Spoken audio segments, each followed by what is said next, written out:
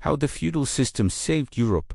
After the fall of Rome, after the fall of the Western Roman Empire in 476 AD, Europe plunged into a scenario of deep instability. It was not just the end of a central political authority, it was the disappearance of a structure that, for centuries, had guaranteed security, laws, commerce, administration, and a relative cultural unity. With the withdrawal of the legions, the Roman legal system, and the bureaucratic machine that connected Britannia to North Africa, the continent began to face a fragmentation that gave rise to the period often called the Dark Ages. Roads were no longer patrolled, trade routes were abandoned, cities lost population, the rural economy shrank, and various Germanic, Slavic, and nomadic peoples expanded into the former Roman territories, bringing with them new political, military, and cultural forms. The absence of an entity capable of governing large areas meant that each community was practically left to its own devices in the face of attacks, looting, and climatic and economic instability. This institutional vacuum required a solution that would not come from above, as no strong central power existed. It would be born from the base, from the need for daily survival. In this context, the feudal system began to take shape. It was not planned, decreed, or organized by a national authority, but arose organically as a response to fear and vulnerability. Former landowners, tribal, chiefs, and military leaders have become local beacons of protection. The peasants, without security to work on their own, approached these leaders seeking shelter and stability. In exchange, they offered work in part of the agricultural production. Thus, a relationship of mutual dependence was born. Service and fidelity in exchange for protection and land. Over time, these relations began to be structured in a more stable way, creating the backbone of feudalism. With the high territorial fragmentation, the fiefdoms took on the role of small political, economic, and military units. Each fortified farm functioned as a self-sufficient microcosm. It produced food, tools, fabrics, wood, supplies, and had soldiers and defensive structures, while Rome had secured much of the organization through a centralized network. Feudalism replaced this model with a multiplicity of independent nuclei capable of reacting quickly to regional dangers. This was crucial in preventing the total collapse of the continent, as without a pan-European government, only smaller units were able to function effectively. The rural economy was reorganized around landlords. Agricultural production became the basis of survival and, curiously, the absence of a central state facilitated the productive independence of the land. The reserve system, the 3-year rotation, the use of the heavy plow, and other medieval innovations caused productivity to gradually increase.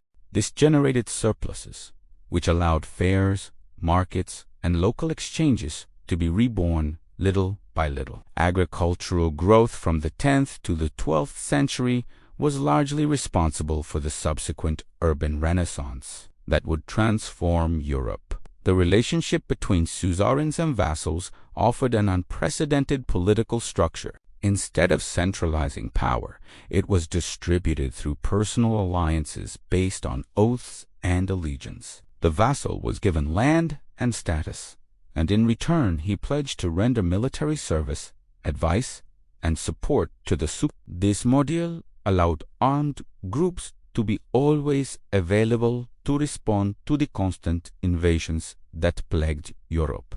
Vikings, Magyars, and Saracens posed concrete threats for centuries. And without local fortresses and knights supported by fiefdoms, countless communities would have been destroyed. Since there was no national army, local defense became critical to the continent's survival. The rise of knights as a specialized military force is a direct consequence of this system. Expensive equipment, trained horses, complex armor, and refined weapons required an economic structure capable of sustaining them. Only feudalism made it possible to finance this warrior elite. Knights became not only defenders but symbols of order, discipline, and status, representing the force that replaced the Roman legions in the European imagination.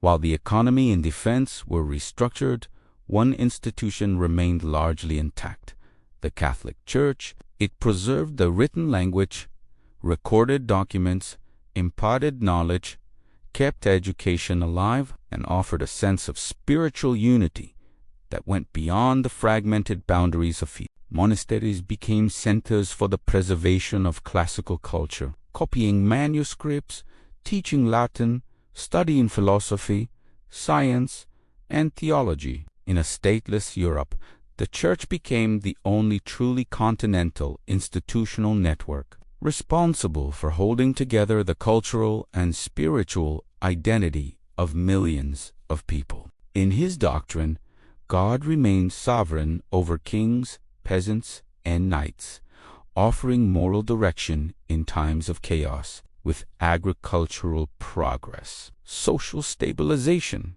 and the reduction of invasions from the 11th century onwards, the continent began to experience a profound transformation. Agricultural surpluses allowed trade, routes reopened, villages grew to become cities, craft guilds began to emerge, and a new social class emerged: the urban bourgeoisie. International fairs, such as those in the Champagne region, linked Northern Europe to the Mediterranean, promoting cultural and economic exchanges that rekindled mercantile activity. The urban Renaissance naturally generated new demands for education, justice, administration, and specialized labor. The first universities appeared in this context. Bologna, Paris, Oxford, and other institutions were born from schools linked to the church and monasteries, becoming centers of intellectual, theological, legal, and scientific debate. They would be fundamental in the transition from medieval Europe to the Renaissance. All this was only possible because feudalism had stabilized the continent in its most critical phase, guaranteeing the economic and social basis for urban and intellectual flourishing to occur. While providing stability for centuries, the feudal system contained within itself the seeds of its own transformation. The growth of the cities weakened the dependence on rural relations. Kings began to form paid national armies. Coins reappeared with more force. International trade gained prominence, and the central power was strengthened again. Gradually, feudal structures gave way to the modern state, royal bureaucracies, standing armies, and mercantile capitalism. However, the legacy of feudalism remained deeply marked in territorial organization, legal structure, local administrative systems, and European cultural heritage. Without feudalism, it is plausible to imagine that Europe would have remained fragmented into small tribal groupings, vulnerable to successive invasions, unable to preserve knowledge, and unable to develop enough agriculture to sustain a growing population. Feudalism functioned as a bridge between two worlds. On the one hand, the grandeur and order of the Roman Empire. On the other, the complexity of the modern world in formation. He offered, in his time, the only possible response to the political and military collapse that threatened to completely destroy the continent. Even with its limitations, inequalities, and imperfections, it saved Europe by providing protection, stability, cultural continuity, and economic structure. It served as a foundation for the formation of cities, universities, trade routes, and future centralized monarchies. Thus, when one observes the long European trajectory, one realizes that feudalism was not only a stage of history, but a system that allowed the survival and reconstruction of an entire continent. It prevented chaos from consuming entire societies and paved the way for a cultural, urban, and intellectual renaissance that would define the centuries to come. From the collapse was born the reorganization. From fragmentation, protection was born. And out of necessity arose a model that, for almost 1,000 years, sustained Europe and prepared the ground for everything that the modern world would become.